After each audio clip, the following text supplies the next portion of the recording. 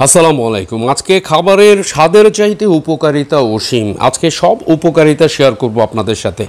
3 ধরনের শাক আজকে ছিল, যেমন কলমি শাক, যেটা কোষ্ঠকাঠিন্যের সমস্যায় খেতে পারেন, বেশি করে রসুন দিয়ে ভেজে খেতে পারেন, এটি শরীরে পানির পরিমাণ নিয়ন্ত্রণে রাখবে। হেলেঞ্চা শাক নিয়মিত খেলে রক্তে হিমোগ্লোবিনের পরিমাণ বাড়ায়।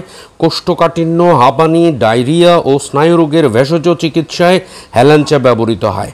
চর্মরোগ, ঘামাচি, অরুচিতে, হাতে পায়ে জ্বালায়, ধবল, ব্রঙ্কাইটিস রোগেও হেলেঞ্চা বেশ উপকারী।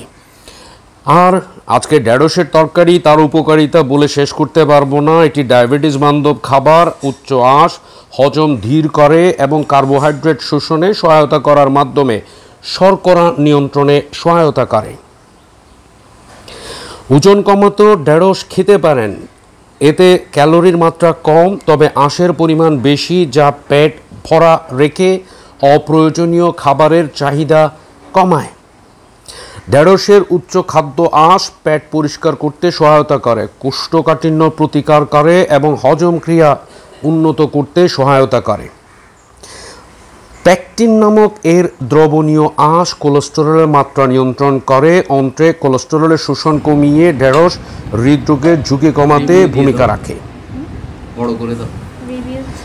এদিকে তাইহান বলছে ঢেঁড়স খেতে অনেক স্বাদ, সে ঢেঁড়স দেখছে। এই ঢেঁড়স তরকারিটা টমেটো, ঢেঁড়স এবং চিংড়ি দিয়ে রান্না করা হয়েছে।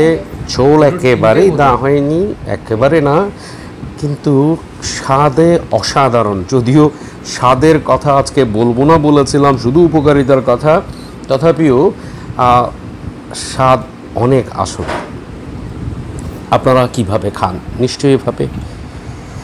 পাট শাকের উপকারিতা: সুগঠিত করে হাড়। পাট শাকে ক্যালসিয়াম এবং ম্যাগনেসিয়াম পাওয়া যাবে পর্যাপ্ত।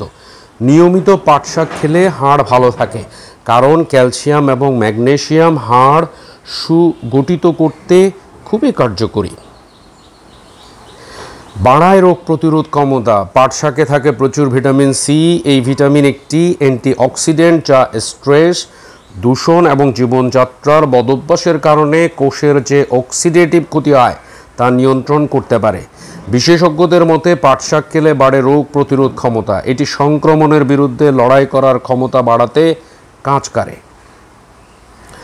পার্শ্ব প্রতিক্রিয়ার কথা আমাদের মনে রাখতে হবে। যাদের শাক খাওয়ার অভ্যাস নেই তাদের অ্যালার্জি হতে পারে, তাই একটু টেস্ট করিয়ে নেবেন, কারণ অনেকের অনেক শাক সবজিতে অ্যালার্জি থাকতে পারে। তাহলে আজকে 3 ধরনের শাকের মিশ্রণে যে রান্না হয়েছিল, আমি বলতে পারি এক কথায় সেটা অসাধারণ। এখানে ছিল কলমি শাক, হেলেঞ্চা এবং পাট শাকের মিশ্রণ। আপনারা দেখতে পাচ্ছেন। আমার অবশ্য একটু মরিচ লাগে, সেটা কাঁচা হোক আর একটু পোড়া মরিচ হোক, যেটাই হোক, শাক খাওয়ার সময় আমার একটু ঝাল হলে ভালো লাগে।